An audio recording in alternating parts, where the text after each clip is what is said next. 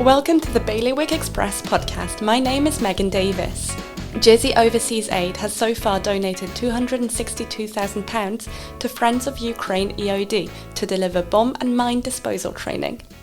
This week, I'm speaking to Ben Remfrey and Uliana Yurenko. Ben is a founder of Friends of Ukraine-EOD, and Uliana is the head technical translator and interpreter of Mat Kosovo, where the training is delivered. They tell me about the team of women, the first women in Ukraine to be allowed to be involved in bomb disposal. If you'd like to support their work, you can donate to the Bailiff's Ukraine Appeal. Details of that can be found at sidebyside.je. Well, thank you so much for having me here. My name is Uliana Yurenko. I'm the head technical interpreter at Mat Kosovo and sending you this good morning all the way from Ukraine. My name is Ben Remfrey. I'm the managing director of PCM and Mat Kosovo, also the founder of Friends of Ukraine-EOD. It's a delight to be in Jersey as always. Every time I come to Jersey, the sun's shining and everybody's so welcoming, so it's lovely to be here. And where are you based in Ukraine and in Guernsey, is that right? Well, the main training thrust of everything we've been doing is in Kosovo. PCM and Mat Kosovo have a globally renowned explosive ordnance disposal training school, which trains people to international mine action standards, which is mainly the standard that's used for humanitarian mine clearance and bomb disposal around the world outside of militaries. So we've been using that facility over the last 18 months to train Ukrainians, many of whom have obviously travelled over about 72 hours from different areas of Ukraine and been released to come and train at the school. And Jersey's been critical in providing funding to enable that. Uliana and I have been working together for those 18 months, and she's been a critical component in translating those training materials across into Ukrainian to make sure that the training is assimilated and delivered in the best possible way. So could you give me a bit of a rundown of what Friends of Ukraine-EOD and Mat Kosovo do? Sure. The idea of Friends of Ukraine-EOD initially was after the Russian Federation's illegal invasion of Ukraine. Myself and one other, a guy called Paul Rigg from the UK, we came up with an idea of getting equipment together because our involvement with Ukraine, both of our involvements with Ukraine came years before the current invasion. However, the war in Ukraine's been going on since 2014, so we've been supporting Ukraine in providing equipment. After the invasion, we stepped that up. A lot of manufacturers wanted to give mine detectors, bomb locators, body armor, EOD kits, and all of this good stuff to Ukraine, and they wanted to go through people that knew where that stuff needed to go. So our role was to make sure that stuff got to the right end users. Then people started offering funds to assist and buy more equipment. So we thought it would be good and right to set up a charity with independent directors and with a bank where everything could be audited and the funds would be expended the way they should be. And that's what we did in Guernsey initially with Friends of Ukraine there. Since we've now opened Friends of Ukraine Jersey, because a lot of our support comes from Jersey, and I think it's only right. So that's how things started in the early days. And then we decided it would be good to start training people to international mine action standards. And when we first embarked on that, the first roadblock we came up against was the presidential decree in Ukraine that said men of fighting age could not leave Ukraine, which is perfectly understandable. So we found a way to get ladies out of Ukraine and into Kosovo. And we really started something unique in that respect. And the ladies, we got the original 8, who are now called the Great 8. We got them into Kosovo, and you can imagine how they were feeling, leaving their country after it had been recently invaded, leaving their families, and then to undergo intense training over 5 weeks in the entry-level bomb disposal program. And they were fantastic. Uliana was critical in delivering that initial training. And since then, we've trained many, many people. But those were the first ladies who have ever been allowed to do bomb disposal in Ukraine. Before this intervention, females were not permitted to be bomb disposal operators. Since the Great Eight, females are now very much involved in what they call in Ukraine SAPA, which is bomb disposal, and some of the girls have gone on to great heights. They've gone back to their organisations, been promoted rapidly through them, not because of any, I suppose, reverse discrimination or whatever you want to call it, just because they're bloody good at what they do. And we're very proud of those girls, and we're in contact with them all the time. Certainly Uliana is in weekly contact with them. And since that time, we've had close to 200 Ukrainians come through the school, and they've been a pleasure to work with. But the reason we've used the facilities we've had is because they're set up to deliver the type of training we need to do, and to do it efficiently, and to get them back to Ukraine as soon as possible. So when they go back to Ukraine, it's not one organisation, but it's sort of everyone goes back to a different organisation, is that right? It's multi-agency. Okay. So from the outset, even with the Great Eight, the first 8 ladies, they came from the Halo Trust, from the Federation of Swiss Miners, from the National Guard of Ukraine, from the State Emergency Services, and we trained them all together as if they were just one unit. And I think that's always very good, because working with people from different agencies and working with them all together on a technical course sort of binds them together as a team. So interoperability later on in Ukraine is then fostered in terms of the training we've done. And certainly with the Jersey Overseas Aid funding, again, it's benefited multiple agencies like the police EOD units, the State Emergency Services of Ukraine, who do most of the humanitarian clear-ups, the State Special Transport Services, who look after transport infrastructure, and National Guard, and some of the national agencies like the Ukrainian Deminers Association. So multiple agencies have benefited from the training we've been conducting. And I would probably like to add it here that it is very interesting to see how like all these trainees, and depending on which agencies they're working for, they work in various areas of Ukraine, and therefore they have a different experience of explosive ordnance disposals. But because we still maintain this communication amongst ourselves, we still have all these group chats where they share their experience, where they always share something unique that they find, and they have to come up with a creative way of disposing that item or study it very thoroughly, and then they share that experience, and that is the experience shared pretty much horizontally amongst these organizations. So I find that as one of the most amazing outputs of that training. Do you have any examples of the different sort of applications that people have had, different experiences that people have had in the field? Well, I would say that if you're talking about the north of Ukraine that was deoccupied in spring last summer, most of the time the people are dealing with over there is like items of like artillery projectiles, whereas if you're talking about the south that was occupied for almost 8 months, this is where the Russians had plenty of time to dig trenches and then put a lot of mines, and there's a lot of like the actual mine clearance in the south, and they keep exchanging that experience all the time. But it is also interesting how within that training they get this insight into the new approaches towards the disposals, and every now and then they keep trying that new approach in their real life, and they keep getting back to the instructors at the training center and asking, so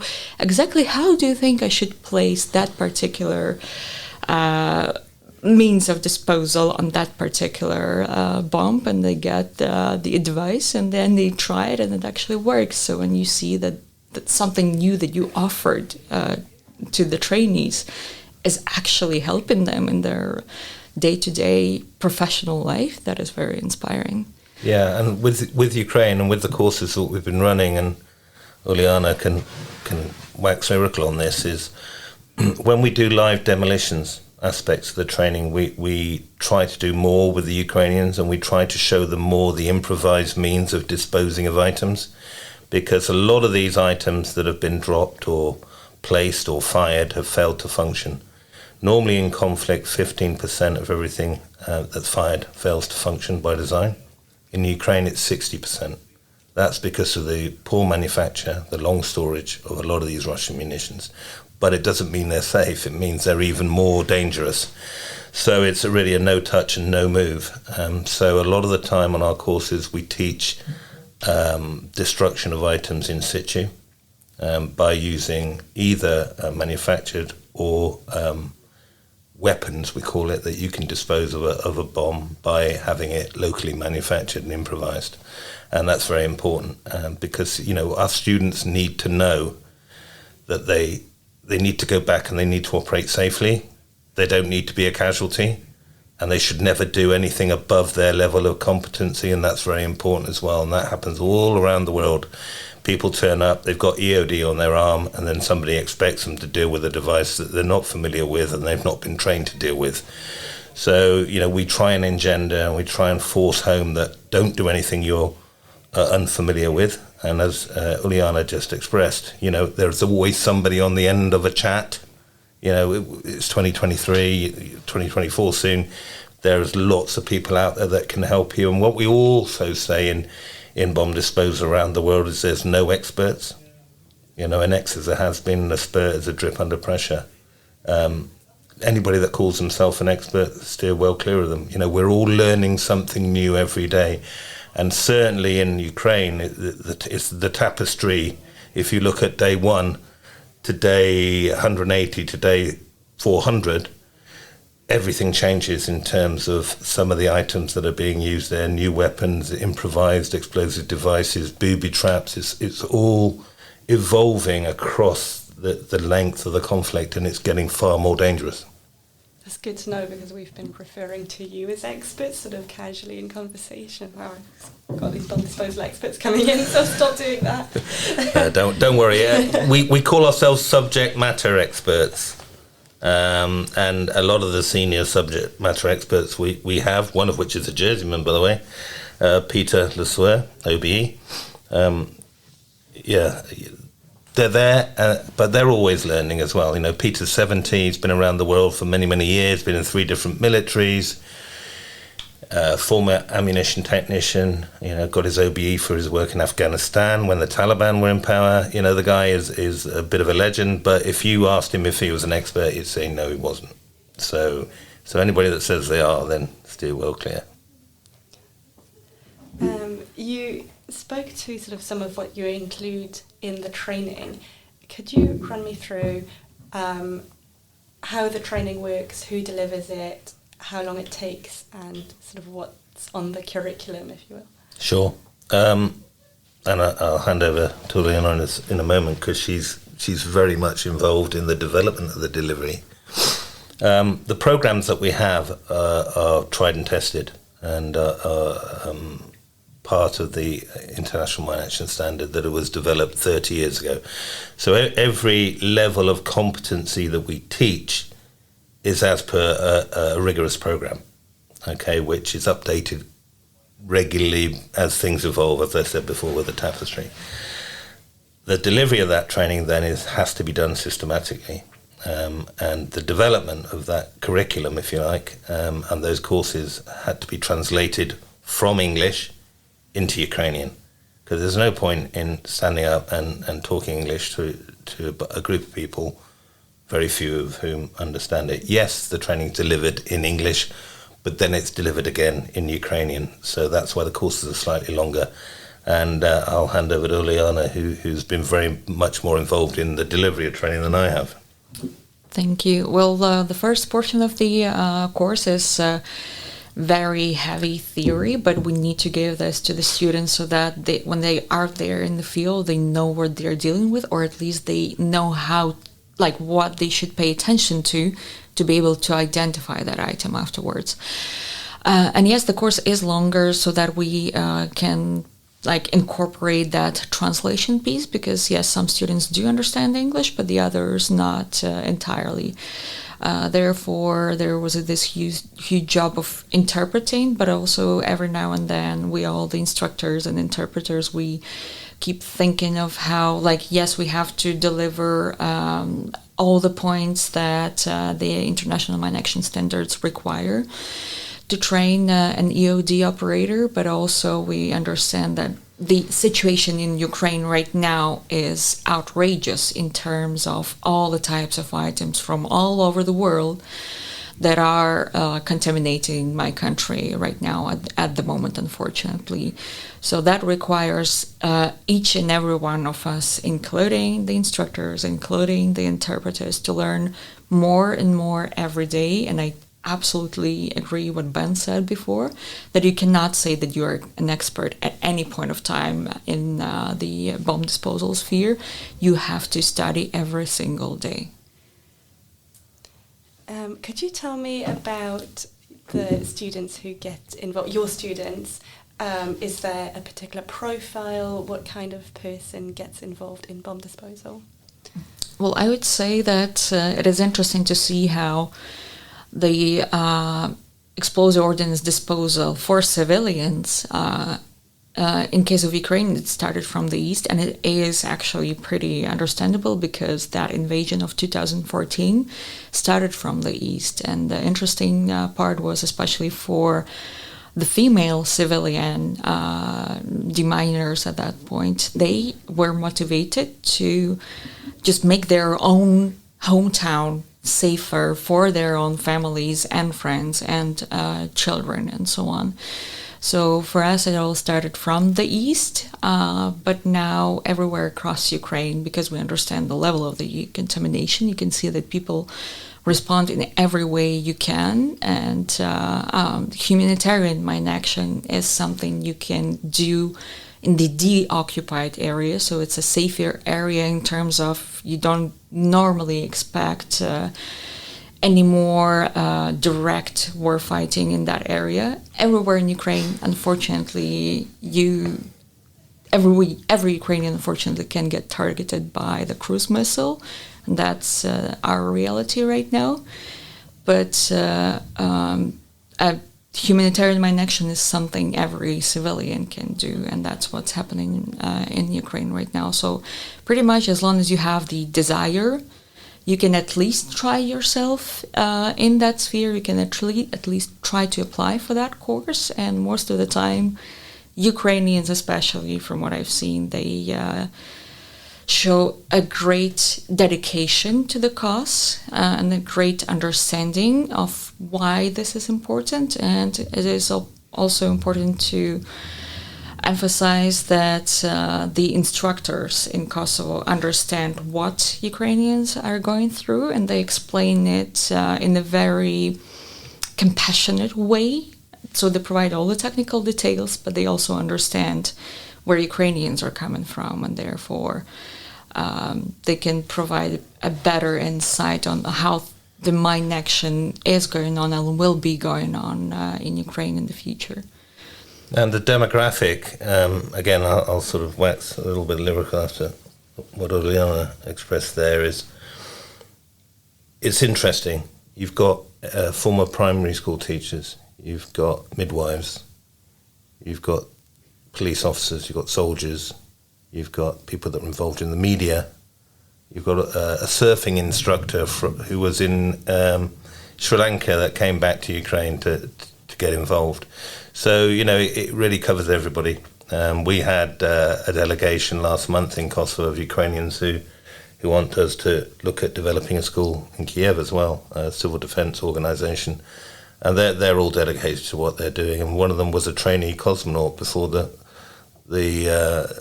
Russian Federation started to split up, the former Soviet Union split up. So there's people from every walk of life.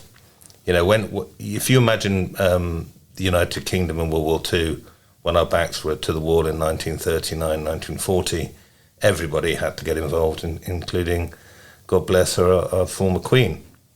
Became a mechanic. So everybody's got to do something to support the cause. And what's very noticeable for me in my visits in Ukraine is everybody's so dedicated. Defeat is not an option. Definitely. Could you tell me a bit about how each of you got involved personally? All right, I'll go first as I'm the oldest. I joined the British Army when I was 16. I always like to say it was either the army or prison. My mother would certainly say that. So I joined the army very young, and I went into the Junior Leaders Regiment, Royal Engineers. I finished my education there. I joined the regular army, became an engineer. That's where I started to deal with explosives. Spent most of my time with the commando forces. Got out, and then very much got involved in diving in oil and gas. But then when various Gulf Wars came up and the rest of it, then I started doing bomb disposal again. And I've been involved in it in one way or another now for the last 30 years. Well, I was involved in military interpretation since 2018. That was basically again, every Ukrainian, every responsible citizen, I would say, has to think of how you can contribute to the defense of your country. So because of knowing, understanding both languages and hopefully having a good enough technical mindset, then this was my way of responding to the Russian invasion of 2014, and I was mainly involved with actually various branches of the military, so that was artillery, sniping, and so on. And it was interesting how when Ben invited me to Mat Kosovo to start working on the EOD course translations, I realized, so I know that side of the artillery side of things and how you operate the artillery, but I was never thinking of the opposite side when some of the munitions fail to function as designed, and then it cannot just stay there. You have to do something about it. And then when you start thinking about everything that you have to do to prepare for the disposal, and there's a lot of stages before that, then you understand that, my God, that one munition can and will take an EOD operator a lot of time and a lot of resources to be disposed of. And what's sort of a day in the life like for you now? Long to say. The first... well, generally, it is my main responsibility is to organize the interpreters and make sure that all the materials are translated and the translation is being updated. And at any point of time, the students know that they have someone to rely on and someone who will help them in any situation that they face during the training and beyond that. But the kind of backstage side of things is that I help them with everything, starting from liaising with their headquarters and making sure they get all the paperwork needed to get through the border, because that norm of man of fighting age cannot go through the border is still there. So to get them through the border, there's a lot of bureaucratic operations you need to conduct, and this is what I do, all their logistics, and then making sure they are back home safe as well. And I do find it part of my responsibility to keep track of everyone, that everyone's safe, and thank God and thank the training so far, all the trainees that we've had on our courses at Mat Kosovo are all safe and sound, and I'm sure it will stay that way. My job is far less glamorous than Uliana's. I get to chase people for more funding, more support. I do quite a lot of travel. I make sure that I speak to a lot of the people that, at a higher unit level in Ukraine to a degree, whereas actually Uliana speaks to people at a very much higher level than I do as well. For example, I have to go to Croatia in October. There's a massive international meeting about support for Ukraine. One of the major components of that is clearance of Ukraine of unexploded ordnance. So I'll be going there because it looks like the Croatian government will be throwing some support our way as well. So, you've always got to watch where things are evolving and who's supporting, because what we need to do is we need to keep feeding the machine in terms of providing more training, building the capacity in Ukraine, because the task ahead in Ukraine is very, very long term. Therefore, building a capability that's safe, that clears land 100% and safely, and hands it back to the populations, and clearing infrastructure and other things needs to be done properly. And what we need to do is keep people alive, make sure they've got the right equipment, make sure they're well trained. You mentioned it a bit there, but obviously the path ahead is long. How do you keep people motivated to donate and to help you when there might be some compassion fatigue going on, and I imagine that could get worse in future? No, you used a very good term there, compassion fatigue, and it's very important in the early days to do as much as you can and to build as quickly as you can, because you know that something else is going to happen somewhere else on the planet, and people's attention is going to be drawn away. And when you've got a prolonged conflict like we have in Ukraine, Ukraine didn't fold in 3 days. It's not going to unfold in 3 or 30 years. This will go on to a stage where at some stage there will be a cessation of hostilities. When that happens, the job of clearing Ukraine and keeping the funding coming will have to come from the friendlier nations governments and from their aid departments, from their budgets, and that includes somewhere like Jersey as well. Jersey has a finite budget each and every year, but I know from working with Jersey Overseas Aid over the last year how dynamic and forward-thinking they are. So some governments will fall by the wayside, others will get committed and get more involved. The UN hopefully will start channeling more resources into Ukraine, because they've only really just started there. Ukrainians aren't particularly keen on the UN because they're fighting a war at the moment, and they need to continue that. NATO needs to keep being involved in terms of providing training and equipment and support. So, it's not any one donor line in terms of the effort that's required going forward. It's going to take many years, and we've just got to keep engaged. But more importantly, the Ukrainians. Because the Ukrainians, they don't depend on you. They depend on themselves. They're very well educated. They're very dynamic. They're very good at improvising. I've been to some of the places in Ukraine and seen them improvising all sorts of different things, both to defeat Russia and also to obviously clear the land. So they're going to need support, but they're not going to depend on the international community long term, because they'll get on with the job in hand themselves. And Uliana, you mentioned that there's quite a lot of dangers involved, both in sort of the day-to-day of the people you train, but also in the travel. Could you sort of talk me through some of the dangers that are involved? Pardon, so during the travel or while you're in Ukraine? All of it.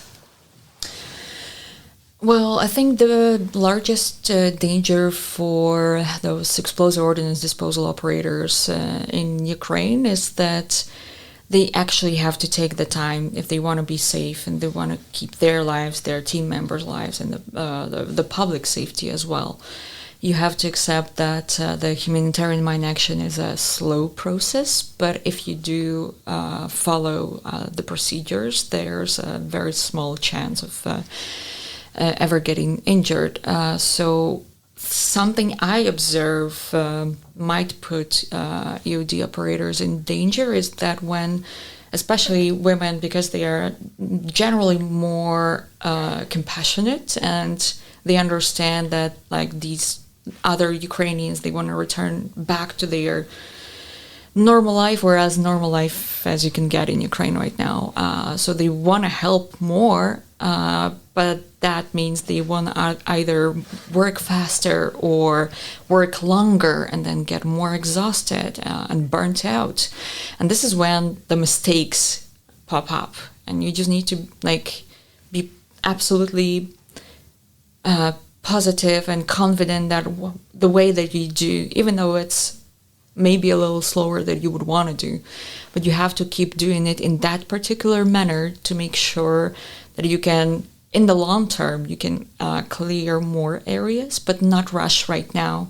Even though people are asking all deminers, EOD operators to come faster, go check their field, go check their backyard, and so on, but you have to accept that you can do only as much as you can and not rush. Think systematically, work systematically, and then everything will be okay. But that is probably the largest danger. And the golden rule is, with what we do, fatigue and complacency are the biggest killers. And also trying to work above your level of competency. And the golden rule is don't do that. Refer back. It's not worth doing something that's potentially going to kill you and other people. Therefore, step back and think about it. And Uliana said something very poignant then, that women tend to think more about what they're doing and what the results of it might be. Men tend to be a little bit more testosterone fueled and think that people are looking at them and that they'll be seen as something smaller than they are if they don't do the job in hand, where the women will step back and say, no, this isn't right, we need to do this. Therefore, I think it makes them very good EOD operators. Yeah. That's something I wanted to come back to, actually. Obviously, you're training a lot of women, and that's sort of a new development. Have you noticed any advantages or disadvantages in having female EOD? I was going to say experts, but... operators. Let's call them operators. Yeah, I suppose I covered it there before. Women tend to be safer, and I think that word sums it up. Men are less safe than women, generally. Therefore, I think it makes them better operators. I'll put my hands up there. I've got a beard. I might get stones thrown at me within the industry for that, but I've actually said it for a number of years. In the past, in the industry and in mine action, women were involved in mine risk education, teaching kids about the dangers of mines or the administrative side.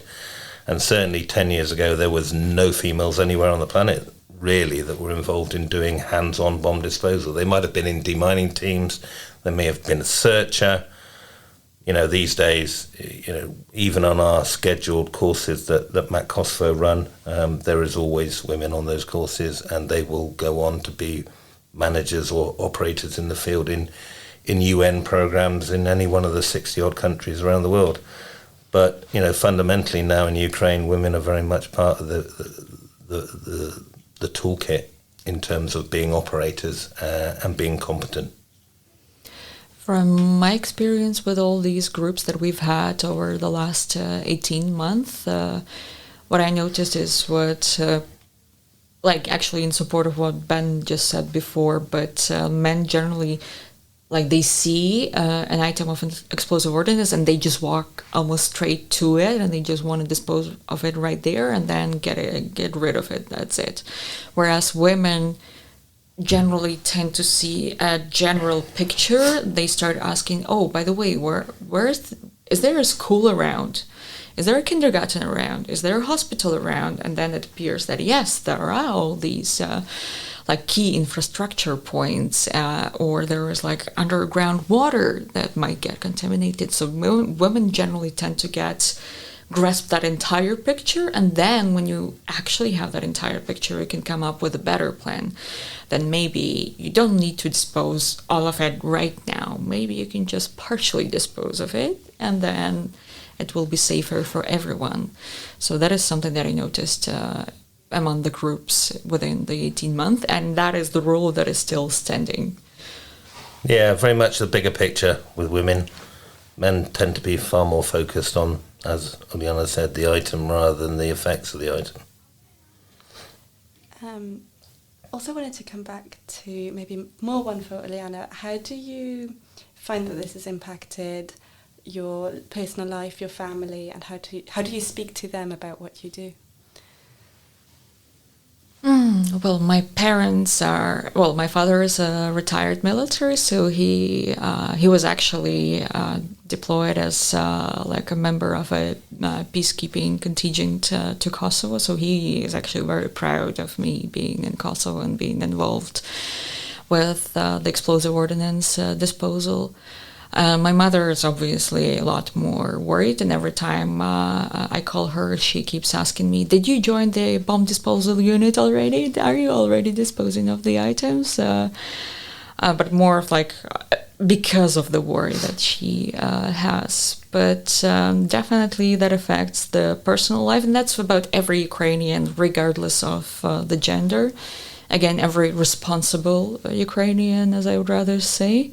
If you want to help defend your country right now, you have to sacrifice a good portion of your life, of your personal life, and you have to bear with the fact that you have to be at a distance with your loved ones. And a lot of my effort goes into talking to the people that I love and telling them that I'm still there for them, even though I'm far away, but I need to do this right now. And then once at least we get to the victory, I will be feeling a bit more comfortable about stepping back a bit and then spending more time with the family. But right now it is that distance, and thankfully my family understand that. But yeah, it takes a lot of effort to to feed that all these relationships and make sure that I'm there for them. And I'm sure that's the same for everyone involved in EOD and in defending Ukraine altogether. Are your family all in Ukraine at the moment? Yes, they are right now. We're all staying there, and not a piece of intent to move anywhere outside Ukraine. Did you have any big successes or anything that you're particularly proud of? Or a student maybe who you're particularly proud of? Yes, I'd probably say 2 students. One is a female student, and she joined this explosive ordnance disposal sphere only after the invasion, but I loved that train of thought that she had. So she knew how EOD operators work. She was an accountant before, and she with the EOD unit. And then since the invasion, she realized I understand that better than many men that she saw in that unit, with all due respect, of course, to everyone. But she's like, I can do that. I'm smart enough. I can do this. And she is actually promoting really fast right now, and she can actually argue on certain technical specifications of various items. And she keeps sending us pictures from the areas that were deoccupied, and they're so heavily contaminated. But it's just so inspiring how, again, she was one of those people who got back to the instructors and asking for advice of how disposing of that item in a way that it doesn't contaminate the rest of the area. So that is one very inspiring example. And another inspiring example was when one of the EOD operators with a very long experience in Ukraine, but the Ukrainian approach that he's been taught many years ago was different and maybe less safe, I'd say. So after, normally when you work with those people who have been in this sphere for a very long time, it's very difficult to convince them into new approaches, modern approaches, safer approaches. And he was one of those people who kept arguing all the time. But after the course, when he again got back to me and asked me to help him get some of these assets that help you dispose the item safer and with a less impact on the environment. So he got back to me and asked me whether I can help him get those resources. And he wanted to share that with his unit as well. And I was, wow, well, that is an achievement. If that person, who is very respected among the EOD community in Ukraine, does ask us for advice and support and does incorporate those new methods in Ukraine, that is worth being proud of. Yeah, that's amazing. Just wanted to pick up on something that has come up a few times, that your students can always come back to you, ask for advice, ask for help. Is that sort of a group chat you've got? How does that work? Yes, we still, so for to coordinate each group, I always create a group chat. So all these group chats are still there, they're active, and this is where all the students share, again, some of the unique items they find on their territory. Or more often than not, they are actually asking for advice from the rest of the group. So maybe you guys have seen that before, and maybe you know what it is and how to deal with it. That's amazing. And Ben, is there anything in particular that you're proud of, any big successes, or a student maybe? Well, I've been involved in this industry for many years. I've been involved in over 4 continents. I suppose the thing that sticks out for me still is the first group of Ukrainians that we got, and we managed to get to Kosovo and provide the training with, and one of the examples Uliana spoke about, Marina, and some of the other girls were amazing. It was just their commitment, their focus. They were so resilient. They were learning something completely foreign to them, and they took it on board. Even, in those early days as well, we weren't perfect in the way that we'd actually set the courses up for them. In fact, during the course of that very first course, we had to extend it by a week because, the chief instructor at the time, Arta Tigani, and Uliana had decided that we needed to give them more demolitions experience because these ladies had never dealt with live demolitions before, so we did. And we learnt a lot from them. So I suppose the groups that came after them benefited from the Great 8. And that's what I'm most proud of. Yeah. Where are the Great 8 now? They're all over Ukraine, but they're all in Ukraine, and they're all involved in, and they all came on the basic course, and most of them, I think 6 of the 8 have returned to do the next intermediate level. And they've all gone on to senior operations levels within their organisations because, yes, they were really valuable as operators. But to have a good group of operators, you've got to have good operations managers. So most of them have gone into the operations side. So not only have they done what the guys have done as operators, they're now replacing some of the guys as the operations managers and making sure the right assets are deployed on the right tasks. And that's key to making sure everybody's kept safe and the land's cleared as soon as it possibly can, but efficiently. And that's another thing that we teach in our courses is the integrated approach and doing what we do efficiently, because it enables the right assets to go to the right areas to do the task that's required, whether it's an airdrop weapon, whether it's a minefield, whether it's conventional munitions on a battle area, or sub-munitions or cluster munitions. You've got to make sure you get the right assets there to deal with the tasks. And the ladies that we took through initially as the Great 8, they're all there. And 2 of the girls, actually, that I'm going to call them ladies because I might get in trouble calling them girls like David Beckham did, I think, in the football. The ladies,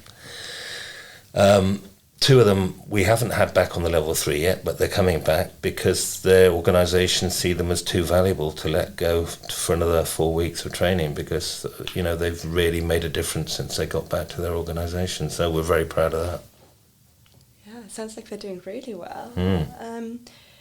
You mentioned earlier as well that you're incorporating in Jersey. Could you just speak to that, what difference that makes? Well, we've had so much support from Jersey, and even in the early days, being a former soldier, I have a soldier friend here who used to be the officer commanding the Jersey Field Squadron, Charlie Martell, and Charlie actually served in my old commando unit as well, after my time. He's a bit younger than I am. So we became friends, and then Jersey Overseas Aid started showing an interest in what we were doing with Friends of Ukraine-EOD. And therefore, it's a natural process for us because a lot of support is coming from Jersey and not from Guernsey. Jersey Overseas Aid have a much better setup than we have. Ours is very, I would say, antiquated and stifled, whereas Jersey's is far more dynamic and far better and forward moving. And Jersey gets involved. If you look at Guernsey Overseas Aid, they'll give somebody some money to do something, but it will generally go to a larger fund where there's no real accountability. Whereas Jersey Overseas Aid are direct and they're accountable. And I'll give you an example, with what we've been doing with Jersey Overseas Aid in Ukraine. We've had Simon Boas, the director, come to Kosovo and spend a week, including going on the ranges with the students and seeing them do the demolitions. And that was on a level 3 course. So a lot of the grade 8 were back on that course. And Simon wanted to see that happening. But it's great that Jersey's also able to audit what is happening on the ground, and they know where the funds go. So for me, I wouldn't call myself a Guernseyman. I live in Guernsey. My father's a Guernseyman, but I was born abroad and lived all over the world. I'm a real convert. I'm a big fan of Jersey now. I've played rugby against Jersey, and I've had bits broken playing against Jersey. But the rivalry between the two islands, I think, can be a positive. But we should learn from each other, and we should work far more together. The fact that Jersey and Guernsey don't have a joined-up approach on things, I think Guernsey could learn a lot from Jersey, and likewise.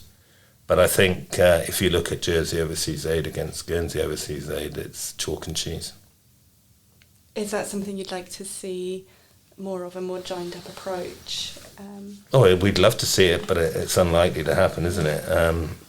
But going back to why we're setting up and why Friends of Ukraine-EOD has been set up in Jersey as a Jersey charity now is fundamentally because it's more dynamic and more forward-thinking, and it's going to achieve much more. So that's it from my side, really. Is there anything else that you'd like people to know? That goes for both of you. Anything you'd like to add? Anything you'd like people to know? Well, I'd just like to say myself, thank you to Jersey for everything that Jersey's done, because there's probably 100 operators now in Ukraine doing the job that they're doing, freeing up land, making it safer. Each operator will save many lives. That's no doubt about it. Whether they're in an operational management side or whether they're fundamentally on the ground dealing with the items themselves. They are dealing with items that could kill one or more people, and those people could be children, they could be elderly. It doesn't matter. The demographic is massive when people are returning to areas that they've left because of the conflict. So, if the multiples of those 100 people that have benefited from Jersey Overseas Aid funding have saved many, many lives. Yeah, I would also like to say that I do truly appreciate the support from Jersey Overseas Aid, because that support, especially the first group, the Grade 8, they that was the support given to the very dedicated people, and who, with all their hearts and minds, they are absolutely dedicated to clearing their country, and even sharing that professional experience with other contaminated countries in the future, and building these horizontal links between the agencies in Ukraine was actually really important. And the last time that I was in Ukraine, I actually got to meet quite a few EOD operators trained with the support of the Jersey Overseas Aid, and that was just amazing to travel across the country and see them all in the working environment and developing and making our country safer and safer every day. And that includes Mykolaiv, where Jersey, I think, has a twinning arrangement going on. We've done work with Mykolaiv, and we've had some of the National Guard on the courses, and hopefully that's something that will continue. Amazing. Thank you very much. I could listen to you talk all day, but you've got to go. So yeah, thank you very much for coming in. Thank you for having me. You're welcome. Thank you. Thank you for listening to the Bailiwick Express podcast. For more on all the latest news, head to bailiwickexpress.com and you can listen to all our audio content on our website or wherever you get your podcasts.